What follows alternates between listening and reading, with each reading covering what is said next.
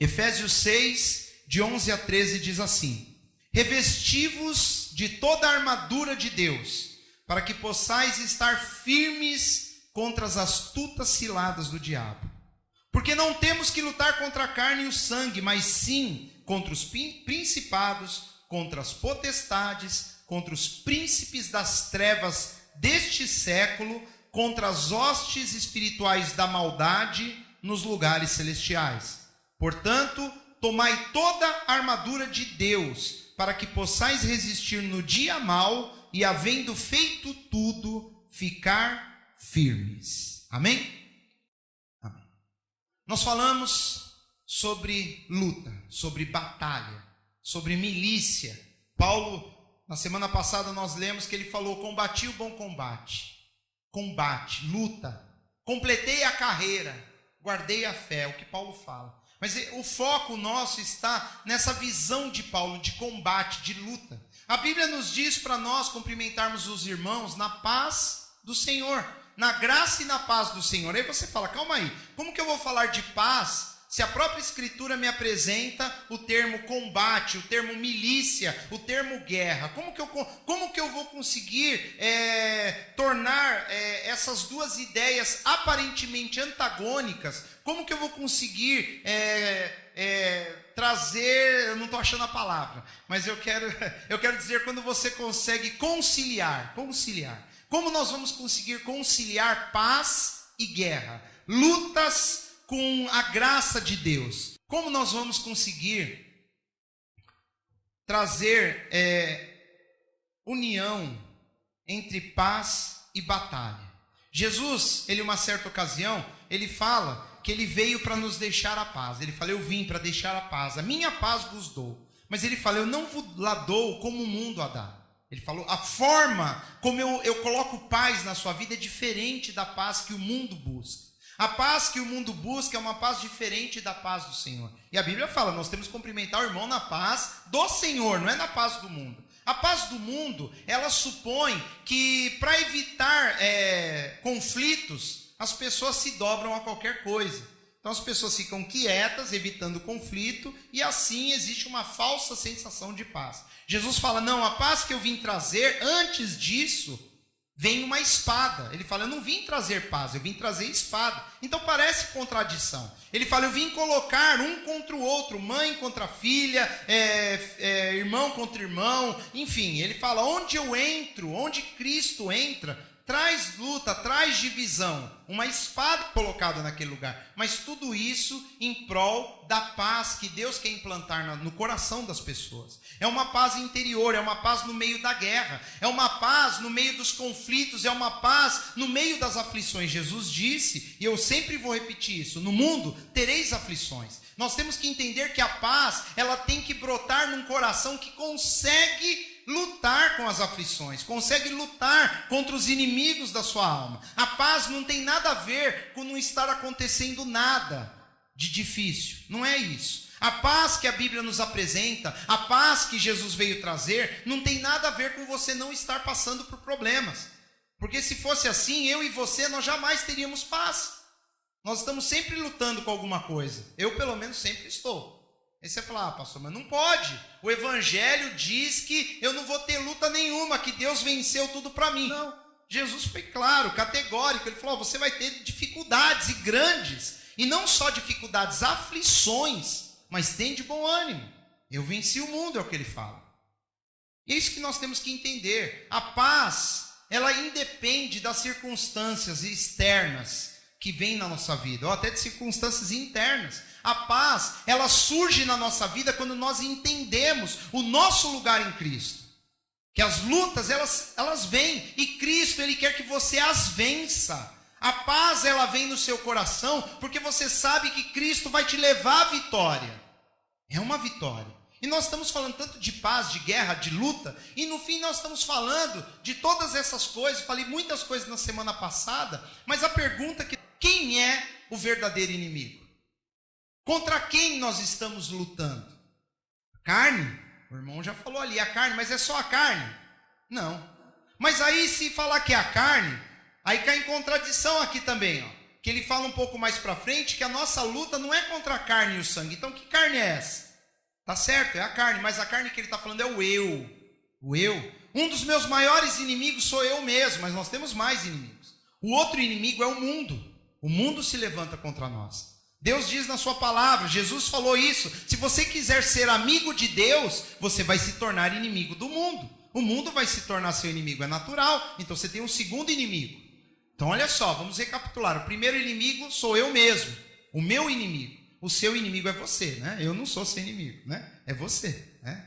Eu sou o meu inimigo, eu atrapalho a minha vida espiritual. Eu tenho esse poder. E isso nós chamamos de carne, a minha carne. O meu eu carnal, ele é contrário às coisas de Deus. E o seu eu carnal é contrário às coisas de Deus. E o segundo inimigo é o mundo. À medida que você quer andar com Deus, você quer agradar a Deus, naturalmente você vai remar contra a correnteza. Você vai ficar contra o mundo. E o terceiro inimigo declarado, que a Bíblia diz que é o opositor, aquele que se opõe, que se levanta contra Deus e contra os filhos de Deus, a Bíblia chama de Satanás.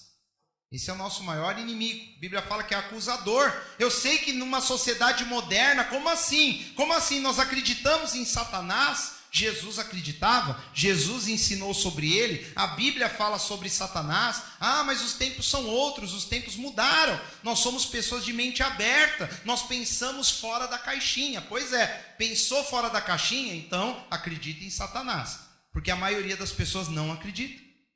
Elas que pensam numa caixinha.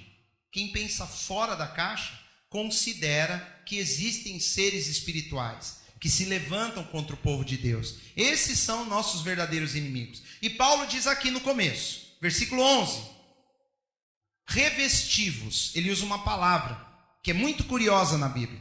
Ele não falou vista. Ele usou um outro verbo, que não é vestir. Ele usou o verbo revestir. Por quê? Ele está falando para você tirar algo e se revestir. É vestir algo novo. Revestivos de toda a armadura de Deus. Muitos de nós já andamos armados. Muitos de nós. Para falar a verdade, a maioria de nós já temos as nossas armas, que são armas carnais, não são armas espirituais. Você está armado, meu irmão. Uma pessoa vem com uma conversa para o seu lado, dependendo do que ela falar, você já dá uma de direita nela, com a língua, né? Nem sempre precisa de dar uma de direita com a mão. A pessoa já vem falar, comigo falou, levou. Já viu gente assim? Eu sou assim, né? A pessoa fala, pois é. Comigo falou, como é que fala? Um quente, dois fervendo. É isso aí, né? Falou, levou. A língua é igual uma chibata. Tem gente que já está armada. Pessoas estão armadas. A pessoa fala, eu já apanhei tanto que já nem dói mais, já estou com couro grosso. O couro já está até grosso de tanto apanhar. Então quer dizer, não precisa mais nem de escudo. Já disse que não dói mais. Então as pessoas estão armadas. E Paulo aqui, o Espírito Santo está dizendo para nós temos que aprender, primeira coisa, desfazermos das nossas armas, para nos revestirmos. É um revestimento. Ou então também essa palavra tem o sentido de colocar algo por cima. Se você já conta com a sua força, com as suas armas, Paulo está falando revestivos de toda a armadura de Deus. E é interessante, nas próximas semanas nós vamos estudar com detalhes cada elemento dessa armadura de Deus. Só que ele fala, por exemplo, nós vamos ver que a armadura tem o capacete, a armadura tem o escudo, tem o cinto, tem a sandália, tem uma série de coisas que ele vai colocando, as armas que ele usa. Nós vamos ver uma por uma. E aí a pessoa às vezes gosta de uma arma mais que a outra. Eu quero a espada. O outro, eu quero o capacete. Eu quero só pôr a sandália, né? A sandália é bonita, eu vou pôr a sandália. Cada um vai escolher uma parte. Mas aqui o Espírito Santo, já sabendo que nós somos assim, ele fala que tem que vestir toda a armadura. Não é só uma parte. Então nós temos que ver, revestivos de toda a armadura de Deus. Nós temos que buscar toda a plenitude do que Deus quer nos capacitar para a guerra.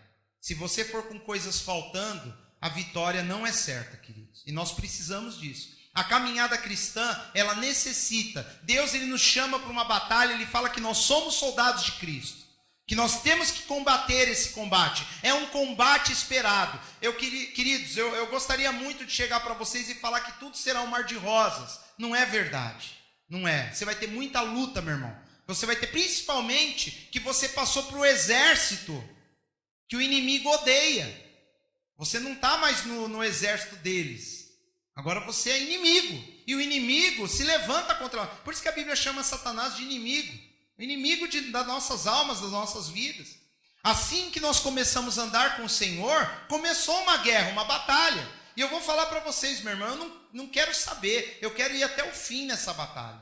Eu não quero voltar atrás. Não é porque o exército lá nos odeia que nós vamos largar o nosso e ir para o lado deles. Amém, queridos? Ou tem alguém aqui que pensa em virar casaca?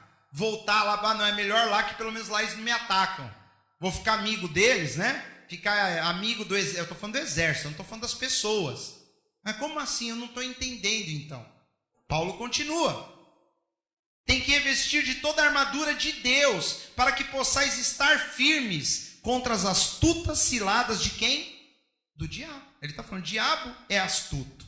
Ele é inteligente. Paulo está dizendo, ele é uma pessoa, ele é uma entidade, ele tem inteligência. Ele é astuto, astúcia. É usar a inteligência de maneira brilhante.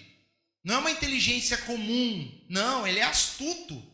E ele vê coisas que nós não vemos. Na semana passada eu dei o exemplo. Nós vemos vírus, bactérias. Não, nós não vemos. Mas nós vemos os sintomas. Uma pessoa infectada, ela fica doente. E pelos sintomas da doença, dá até para, investigando bem, dá para saber que tipo de bactéria que ela contraiu. Que tipo de vírus? Cada doença, ela é manifestada por um tipo de infecção diferente. Então, dependendo da infecção, você sabe qual vai ser o sintoma que a pessoa vai ter. E no reino espiritual, os demônios, eles não são invisíveis ou micro-organismos como bactérias e vírus. Não, mas eles são invisíveis. Eles atuam nas regiões celestes, na dimensão do invisível, onde Deus habita, onde os anjos habitam. E nós não enxergamos essas coisas. Então, Satanás, ele tem... tanto ele, quanto todos os anjos, quanto Deus, quem está nessa dimensão, se tiver um anjo aqui agora, ele tem o seguinte privilégio que nós não temos. Ele enxerga a dimensão que ele habita, ele vê o invisível. Então, se tiver outros anjos com ele, ele enxerga os seus amigos e ele enxerga todos nós. Ele está vendo tudo. Nós só vemos a realidade física. Só se Deus abrir a tua visão espiritual por alguns momentos, e aí você vai conseguir vislumbrar alguma coisa do reino espiritual. Deus de vez em quando faz isso. Na Bíblia, ele fez isso algumas vezes. Conheço pessoas que vira e mexe e Deus mostra alguma coisa. Acontece. Ah, mas comigo nunca aconteceu. Não tem problema, meu irmão. Deus, ele faz quando ele quer, com quem ele quer, isso não é problema. Nós não devemos buscar isso, essas coisas. Se acontecer, ótimo. Se não sei, ótimo, né? Uma vez o irmão viu um negócio que ele falou, não queria ter visto. Enfim, né? Viu algo feio demais. Ele falou, não, preferia não ter visto essas coisas. O reino espiritual é real, querido. Jesus falou disso. Em todas as mensagens dele, ele falava, o meu reino não é desse mundo. Não é do que nós vemos, não é do que nós enxergamos. Nós estamos falando de coisas espirituais, de coisas invisíveis ao olho natural. Nós temos que entender que isso é muito mais forte e real do que a nossa realidade. Por que eu estou falando isso? Porque Satanás, ele tem essa vantagem de enxergar coisas que nós não enxergamos. Então, por exemplo, às vezes nós temos conflitos. Eu falei na semana passada que muitos dos conflitos, a maioria deles tem a ver com pessoas. Os nossos problemas, você pode ver, a maioria deles tem pessoas envolvidas. É um ou outro problema que não envolve ninguém, mas a maioria envolve pessoas. Sempre é alguém que nós estamos tendo problema. Às vezes eu estou doente, às vezes eu estou com um pensamento ruim, sou eu só. Mas a maioria dos problemas, pode ver, tem outras pessoas envolvidas. E como que funciona essa coisa toda? Satanás muitas vezes usa pessoas para nos desestabilizar. para tirar a nossa alegria, para tirar a nossa fé, para sujar o nosso coração, para trazer mágoa no nosso coração, para fazer com que nós percamos o foco, para fazer com que nós percamos a alegria de viver, a alegria de servir a Deus. Ele vai usar pessoas, homens e mulheres. E não pensa que por isso eu estou dizendo que as pessoas que nos trazem problemas, elas são endemoniadas. Não é isso que eu estou dizendo. A Bíblia nos mostra um caso bem curioso. Pedro andava com Jesus. Pedro era um homem de Deus, ele amava Jesus, ele serviu a Cristo junto com os demais discípulos. Por 3 anos Pedro anda com Jesus. E aí um dia Jesus está falando: olha, eu vou para Jerusalém, ali o Filho do Homem vai ser entregue aos homens, ali ele vai ser açoitado, ali ele será escarnecido, ali ele será morto. E Pedro vira para ele e fala: Senhor, não vamos deixar isso acontecer, vamos embora para outro lugar. Isso não é uma boa palavra? Pedro ama Jesus, não é? É uma boa palavra. Mas Jesus vira para ele e fala: para trás de mim, Satanás. É duro, meu irmão. Você está dando um conselho do fundo do seu coração, você ama a pessoa. Jesus não faz isso contigo, então vamos embora. O Senhor está falando que o Senhor vai morrer aqui, vamos para outro lugar. Pedro toma uma que eu não sei, meu irmão. A maioria de nós não queria mais andar com Jesus depois dessa. Imagina você falando uma coisa boa para alguém e a pessoa responde: sai daqui, Satanás. Foi o que Jesus falou para Pedro: para trás de mim, Satanás. Você não cogita das coisas de Deus, mas dos homens. Ali ele não disse que Pedro era Satanás. Ele não disse que Pedro estava possesso por Satanás. Não, ele disse que aquela voz que vinha da boca de Pedro, aquilo que brotou no coração de Pedro, havia sido influenciado por Satanás. Satanás pegou um bom sentimento dele e soprou no ouvido dele: fala para ele ir embora daqui. Por quê? Porque Jesus tinha que morrer naquele lugar. E aquilo ia ser a vitória da cruz na nossa vida. E Satanás, ali percebendo mais ou menos o que já estava acontecendo, ele quis frustrar aquele plano do Senhor. E Jesus recebe isso, interpreta, e ele fala: para trás de mim. Ele interpretou, ele via o que nós não vimos. Ele enxerga o que nós não enxergamos. E ali ele enxergou uma artimanha, uma cilada. Satanás é astuto, ele vem de manso, ele vem usando pessoas que você ama, ele vem falando coisas que fazem sentido. Ele não vai aparecer com chifre para te assustar, não. Ele geralmente vem atrás de boas intenções. Eu gosto muito de ditos populares, né? Eu tenho falado isso para vocês. E um que eu gosto é que fala que de boas intenções, o que está cheio? O inferno. O inferno está cheio de boas intenções. Ah, mas eu fiz isso numa boa intenção. Pois é, Pedro falou aquilo para Jesus com boa intenção. E Jesus repreende aquela palavra, falou: essa palavra é Satanás que está falando, não é você, Pedro. Puxa, mas é uma palavra de amor, eu queria que o Senhor não fosse. Jesus está falando: importa que eu entre na cidade, eu preciso fazer isso. Não, Senhor, não faz isso não. Está pedindo para ouvir, ou não está prestando atenção na lição. Está pedindo. Satanás, ele vai entrar nos detalhes, ele vai entrar nas brechas. E não pense você que pelo fato de nós estarmos aqui reunidos em nome de Jesus, que Satanás não suporta o poder, a unção nesse lugar. Você está enganado, meu irmão. Não sei que Bíblia que você anda lendo. Satanás pegou Jesus e transportou ele para o pináculo do templo. Imagina isso. Calma aí, vou repetir. Ele transporta Jesus. E você acha que porque você fez uma unção com óleo na testa, Satanás não toca em você? Você acredita mesmo nisso? Ele pega Jesus e transporta para um monte alto. E lá ele faz Jesus assistir um filme de todos os poderes do mundo. Ele fala: se você me adorar agora, é Satanás. Você acha que aqui tem mais unção que Jesus tinha? Jesus é Deus. E Satanás pega o corpo dele e transporta. Você acha que ele não vai tocar em você se você vacilar? Ah, está me assustando, né? Não estou assustando não. Eu estou sendo realista. O que você não pode ser é subestimar o inimigo. Ele é poderoso, mas ele não é onisciente. Deus é onisciente. Ele é poderoso, mas ele não é onipotente. Ele tem um poderzinho lá que é dado a ele. Ele tem vantagem sobre nós. ele vive há muitos anos, milhares de anos. Isso é uma vantagem. Ele chegou para Jesus e falou: se você é o Filho de Deus, transforma essa pedra em pão.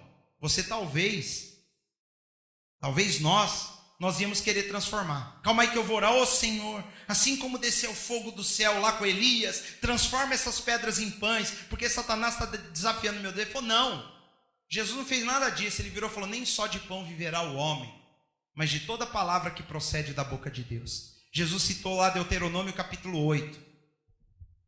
Aí Satanás tomou uma de direita.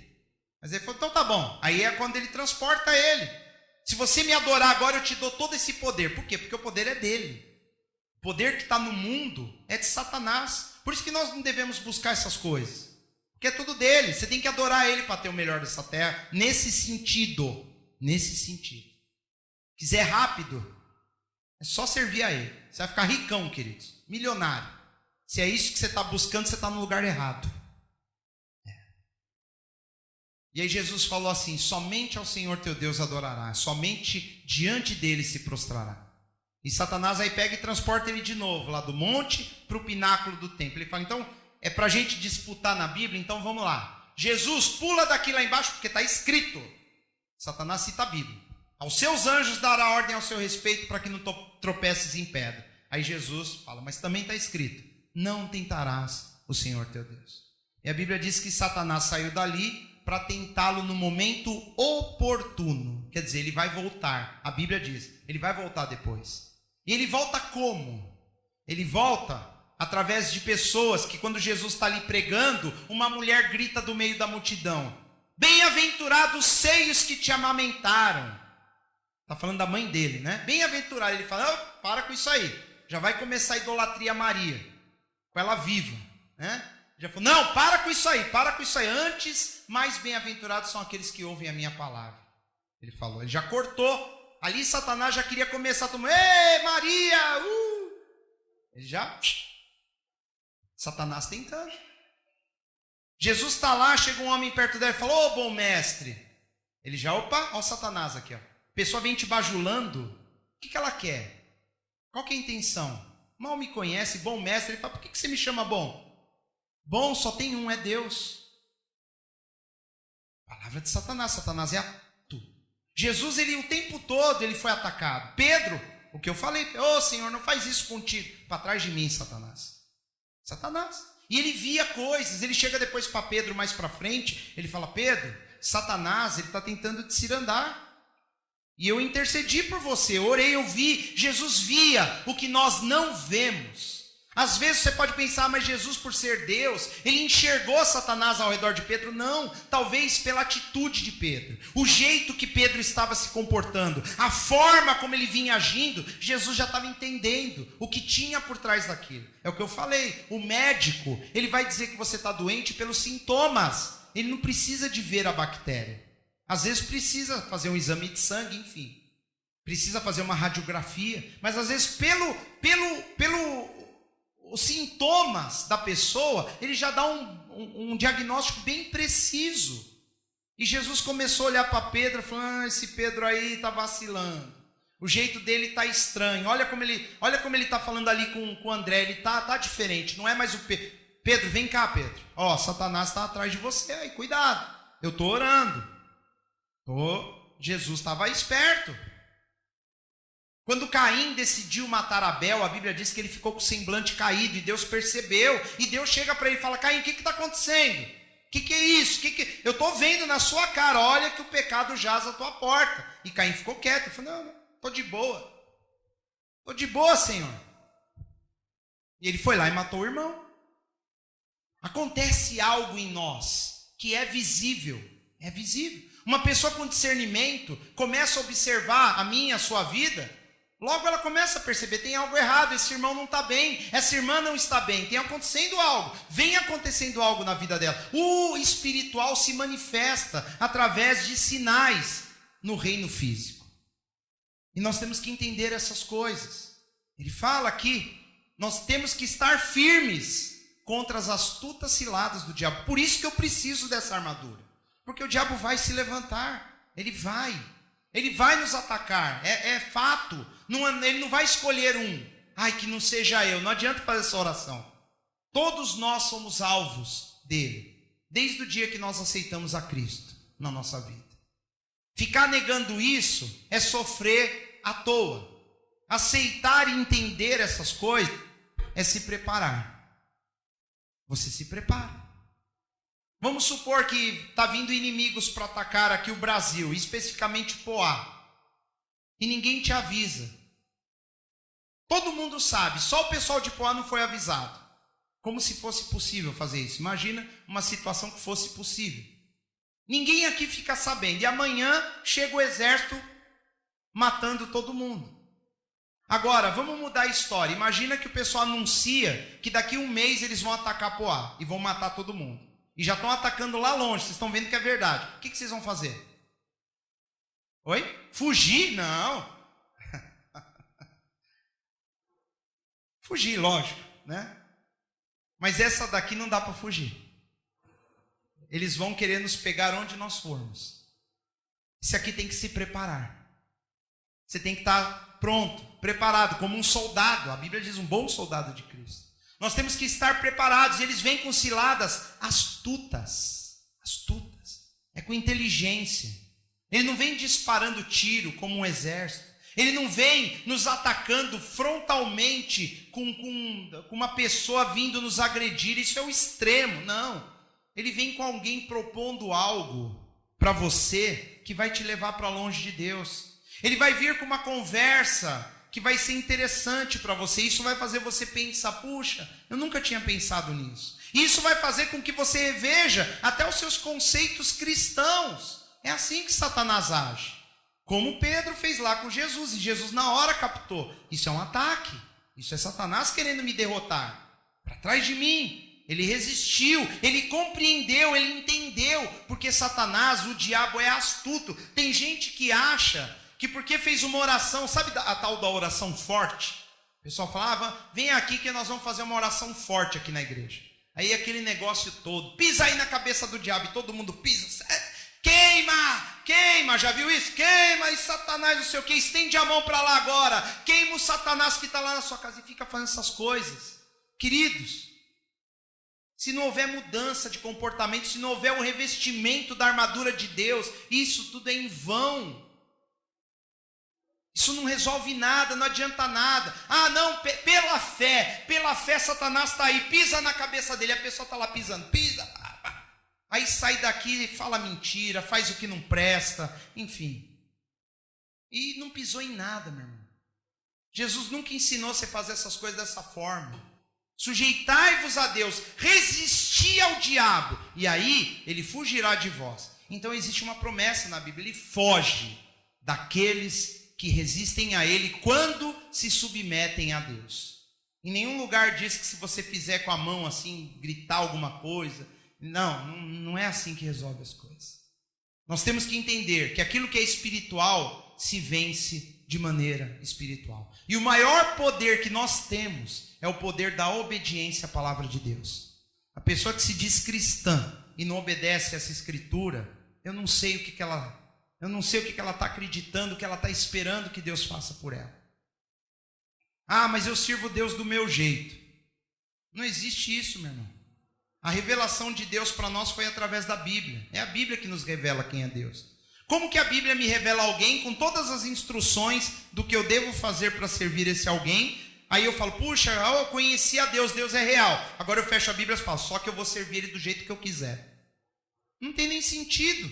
Não, eu faço do meu jeito é o melhor.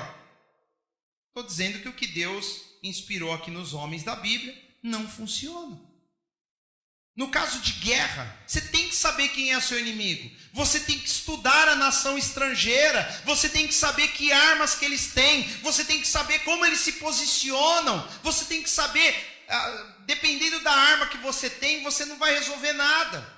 Quer ver um exemplo? Eu falei na semana passada sobre a guerrilha urbana que acontece lá no Rio de Janeiro. Que guerrilha urbana? Pessoal da comunidade do Rio, lá dos morros. O pessoal tem fuzil. Você sabe o que é um fuzil? Fuzil é uma arma longa, que a munição ela tem uma capacidade, queridos, de penetração, que ela fura lataria de carro como se fosse uma faca cortando manteiga. Não tem colete à prova de bala que segura uma bala de fuzil. Dependendo da espessura da parede, ela vara a parede e mata quem está dentro da casa. É isso que eles têm lá no morro. Aí o cara cata e dá um estilingue lá pro policial e manda ele subir o morro. Aquela pistola lá, por melhor que seja, aquilo é um estilingue. Munição que não passa nem às vezes na lataria do carro não passa. E aí eu vou lá, tó essa arminha, vai lá lutar com os bandidos, tudo com fuzil. Eu vou nada, é morte certa. Vocês estão entendendo? Eu tenho que saber, mas se eu não sei o que eles têm na mão, eu vou às cegas, eu vou morrer na primeira curvinha, acabou. Eu tenho que conhecer quem é o meu inimigo, quem está se levantando contra mim. Eu tenho que crer sim que Satanás é real, porque o fato de eu crer ou de eu não crer, ele continua sendo real. Independe da sua fé, meu irmão. Mas se você crer e estuda quem ele é, como ele age, e começa a ficar esperto, porque ele é esperto, ele é astuto, você vai começar a perceber quando ele está usando situações para te tirar da presença de Deus. Você vai perceber quando ele está usando, às vezes, mal entendidos. Quantos mal entendidos, eu não sei fazer o plural dessa palavra composta. Quantos mal entendidos já fez pessoas perderem a amizade de anos? É um mal entendido. Uma pessoa falou um A meio, sei lá, ela não estava no momento bom, falou uma coisa diferente. A outra pessoa já recebeu de uma maneira ruim, não se preocupou em saber se era aquilo ou mesmo, ficou por isso mesmo, enfim, guerras começaram por problema de mal entendido. Problemas assim, guerras, algumas guerras. Satanás, ele faz isso, ele nos ataca, ele mina a nossa força. Momentos de alegria, a Bíblia fala que quando nós estamos em momentos de vitória, você vence uma batalha, é quando você está mais vulnerável.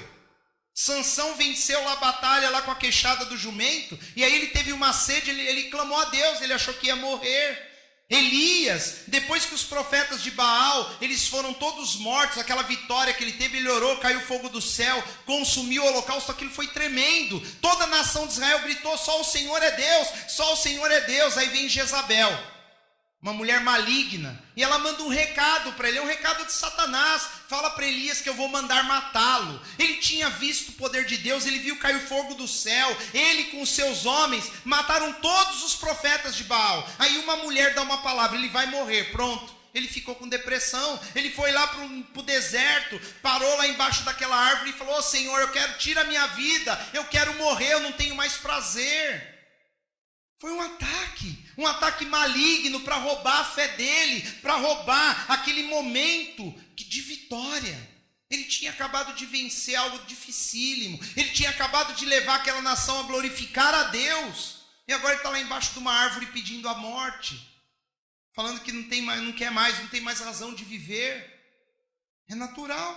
Nós vemos essas coisas, nós vemos o ataque do inimigo. Jesus na cruz, as pessoas passando e zombando dele, falou, salvou os outros, por que não salva a ti mesmo? Desce da cruz e nós creremos em você. Isso é uma tentação também, similar do deserto. Se você é o filho de Deus, transforma a pedra em pão. Se você descer da cruz, eu vou acreditar em você. Aquele homem ali estava falando, inspirado por Satanás.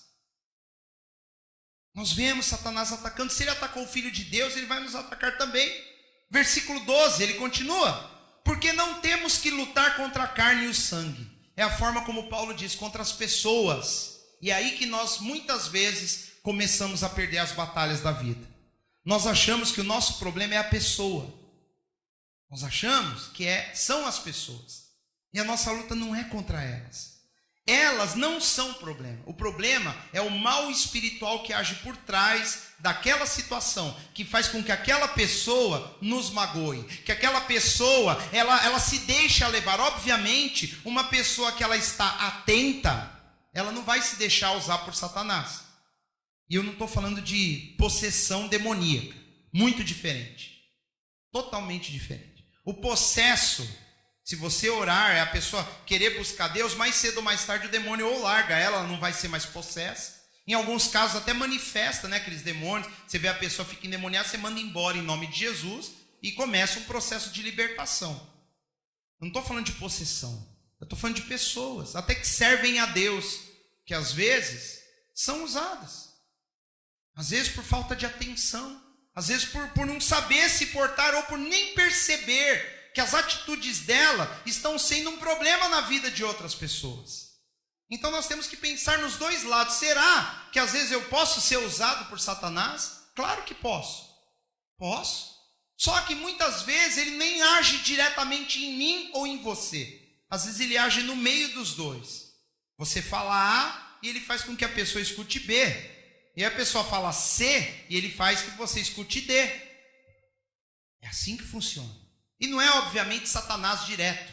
Ele não é onipresente, ele não está em todo lugar. Na realidade, Satanás ele lidera uma legião de demônios em todo o mundo. É o que Paulo fala aqui. Eles são organizados hierarquicamente. Existem principados, que são os demônios principais. Existem potestades, existem dominadores. Eles têm uma categoria diferente para cada ação. Ou você acha que o demônio que faz você brigar com seu marido é o mesmo que está agindo lá no presidente, fazendo ele assinar coisas que vão acabar com a vida de milhares de pessoas? Não é o mesmo. O demônio da briga não sabe nem o que é aquele documento que o presidente assina.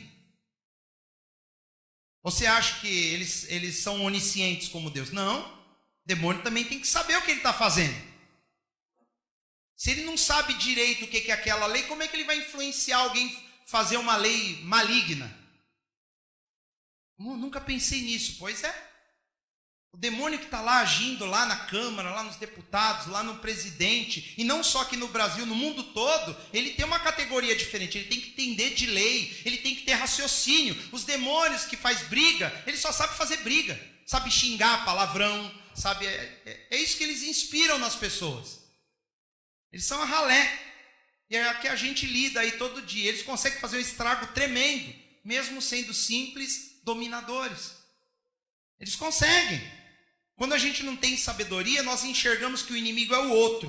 O outro quem? A pessoa. A carne e o sangue. Eu olho para a carne e o sangue. Eu olho para você. E eu falo, ó, esse irmão aí eu não gosto dele. Esse irmão aqui, ó, aquele irmão ali. Ah, minha esposa. Ah, meu filho. Ah, não sei quem. E Paulo está falando, a nossa luta. Não temos que lutar contra as pessoas, mas sim contra principados, contra potestades, contra os príncipes das trevas deste século. Século é mundo. Deste mundo, esse mundo tem sim espíritos que agem em lugares diferentes, em circunstâncias diferentes. Paulo está falando, essa é a nossa verdadeira luta. Esse é o nosso inimigo. Hostes espirituais da maldade nos lugares celestiais. Ele fala, são invisíveis. É isso, por isso que eu tenho que me revestir. É por isso que você tem que se revestir, por causa dessas coisas. E essas coisas estão atuando no mundo. Paulo fala para nós orarmos por nossas autoridades, para que nós tenhamos uma vida mais sossegada. Está escrito isso na Bíblia. Ah, eu não oro pela autoridade, eu quero mais que eles morram. Está errado, meu irmão. A Bíblia fala que nós temos que orar por aqueles que nos perseguem, por aqueles que blasfemam, falam mal de nós. E se você seguir a palavra de Deus e falar, ora pela autoridade instituída, ora pelos governantes, para que Deus coloque a mão ali. Ali você está orando, não importa, você vai estar orando tendo a noção, a consciência que você está orando contra uma influência espiritual do mal, que está agindo na nação, que está agindo no estado, que está agindo na cidade, às vezes está agindo no seu lar. E ao invés da gente fazer uma confusão e brigar e ficar... Querido, você não está vendo quem é o problema. Você está achando que o problema é a pessoa. É o seu companheiro, é a sua companheira, é o amigo, é o vizinho, e não é. A nossa luta é espiritual. Você tem que aprender a dobrar o joelho, jejuar, clamar a Deus. E é luta, não é mágica. Não é igual o gênio da lâmpada, que você vai lá e pede um desejo. Senhor, eu quero que toda essa briga suma. E a briga some. Não é assim. Você vai começar a orar e Deus vai começar a te dar sabedoria. Deus vai começar a te fazer enxergar coisas que você não enxergava. Deus vai começar a mostrar onde habita verdadeiramente o inimigo, onde ele está. Ele vai começar a mostrar que por trás daquela pessoa existe uma entidade espiritual agindo na mente, às vezes na sua. Para olhar tudo que aquela outra pessoa tem feito de algo ruim. Às vezes, aquela pessoa ela vai agir de uma forma errada por uma influência espiritual. E se a gente, pela fé, pela oração, por dobrar o joelho e entender que existe uma armadura espiritual, se a gente conseguir vencer esse mal espiritual, aquela coisa física que você enxerga, que é chamado de pessoa, aquele humano que você vê na frente, se você vencer o mal espiritual por trás daquilo, aquele ser humano se transforma. Lembra do endemoniado lá de Gadara, que eu falei semana passada? Ele estava lá no meio dos sepulcros. Ele comia restos de pessoas. Vivia lá, atacava as pessoas que passavam. Ele era endemoniado, tinha uma legião de demônios. Aparece lá depois, Jesus fala, quem é você que está aí nele? Legião, porque somos muitos. Jesus expulsa aquela legião de demônios, talvez 2.000 demônios. Eles pedem para entrar em porcos, e quando entra nos porcos, os porcos se lançam no abismo. O animal, querido, ele mostra o quanto é ruim você ter demônio no corpo. Acho que a única espécie viva que aceita demônio no corpo é o ser humano, porque nem porco quer. Porco preferiu se matar do que ficar com aquela coisa ruim dentro dele. O ser humano vai convivendo com o demônio. Tem gente que vai buscar, é ou não é? A gente vai lá, eu quero mais um. Dá nome, fala, esse aqui é o meu. Chama de outra coisa, chama de anjo da guarda, chama de sei lá o quê. Tem um monte de nome. Eles aparecem de várias formas. Ali Jesus expulsou e a Bíblia diz que aquele homem ficou restaurado. Na hora, ele mudou da água para o vinho. Ele foi para a cidade dele toda se converteu, porque viu que aquele homem mudou, ele virou outra pessoa. Quando nós vencemos o mal espiritual que está por trás daquela situação, a pessoa transforma, as coisas mudam. O problema é nós firmarmos o pé, vestirmos a armadura e decidirmos vencer o que é espiritual. Esse é o problema. A maioria de nós não temos paciência. E a hora que a chapa esquenta, nós brigamos. A hora que a chapa esquenta, a pessoa falou A, você fala A, B, C. A pessoa deu um teco na orelha, você já dá um sopapo no ouvido, né? É assim. Lá em 2 Coríntios, não precisa abrir, Paulo fala também assim, porque não ignoramos os seus ardis, falando de Satanás. Nós não ignoramos. É importante você entender como funciona o mundo espiritual, queridos. Quando começar um conflito, alguma coisa que te angustia, no contato com outra pessoa, para um pouco, vai orar, não entra no jogo. Batalha espiritual é você entender que algo está começando a desandar, está começando a azedar o leite, deixa lá, vai orar, meu irmão.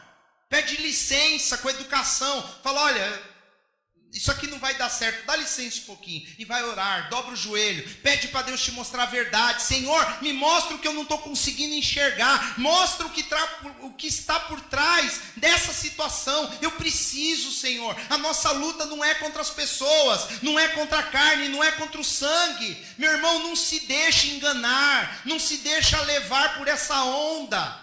Você vai acabar brigando, você vai acabar sujando o seu coração, você vai acabar entristecendo a sua alma, você vai acabar desgostando daquela pessoa. Mas a pessoa se deixa usar. Eu sei o quanto é difícil, meu irmão, a gente lidar com pessoa que deixa Satanás deitar e rolar com ela, mas tem que orar. Se nós orarmos, Deus ele pode mudar as circunstâncias. Você tem o nome mais poderoso do mundo à sua disposição. Jesus disse que tudo era possível àquele que crê. Ele falou no nome dele. Muitos expulsariam demônios, curariam enfermos, fariam obras maiores do que aquele fez. Então você tem o nome de Jesus, você pode dobrar o seu joelho. E não fica falando alto para o outro ouvir, não, né? Porque às vezes a pessoa, com desculpa de orar, ela fica lá ofendendo. Senhor, aquele cabeça dura, aquela praga dos infernos, né? Não faz isso não, meu irmão. Vai orar, quietinho, você e Deus. E fala, Senhor, Eu não estou conseguindo entender o que está acontecendo. Mostra onde eu estou sendo atacado, onde que esse mal está conseguindo, essa brecha, mostra, Pai. E mesmo que eu não enxergue, Senhor, coloca a tua mão, repreenda esse mal, tira do nosso meio, tira isso. Eu estou aqui no emprego, está dando tudo errado, Senhor, tem alguma coisa, é espiritual, a nossa luta é espiritual. Você não vai vencer com as suas armas não servem para nada. Você está subindo no morro do Rio de Janeiro com estilingue na mão, meu irmão. A única vez que deu certo foi quando Davi enfrentou Golias com estilingue. Mas ele tinha a convicção de que aquilo era espiritual. E ele estava revestido com a presença de Deus. Aí foi diferente. Mas usando as nossas armas, contando com a nossa força, contando com a nossa capacidade de resolver os problemas, vai ser um fracasso. Nós temos que entender que a nossa luta é espiritual. E ele continua, portanto, no versículo 13, tomai toda a armadura, toda, você vai precisar dela inteira. Por isso que nós vamos estudar toda a armadura de Deus, porque você precisa dela inteira, não pode faltar nada. Você tem que ter todos os itens, toda a armadura de Deus, para que possais resistir no dia mau. O dia mau é o dia da luta, é o dia da briga, é o dia que você não queria que chegasse, é o dia que você vai precisar lutar, meu irmão. A Bíblia diz que nós vamos passar por isso, e Deus ele quer que você vença. Ele já deixou à tua disposição uma armadura, Ele já deixou à tua disposição a palavra de Deus, Ele deixou à tua disposição um treinamento. Se você crer, você vai fazer de tudo para se revestir dessa forma. E eu sei que até esse momento está tudo muito, ainda não entendi direito, mas eu já dei um início. Quando você não entender direito o que está acontecendo, começou as coisas a desandarem, vai orar, meu irmão. Vai orar.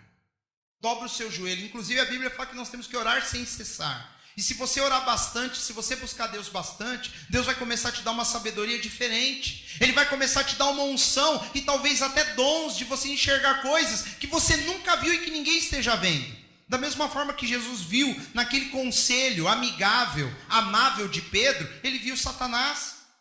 Ele entendeu ser Satanás. Isso é sabedoria. Se você tiver comunhão com Deus, intimidade com Deus, essa sabedoria, Ele vai começar a te dar. Você vai começar a entender o cheiro do inimigo. Só dele se aproximar, você já vai começar a sentir. É um jeito figurado de falar, lógico, né?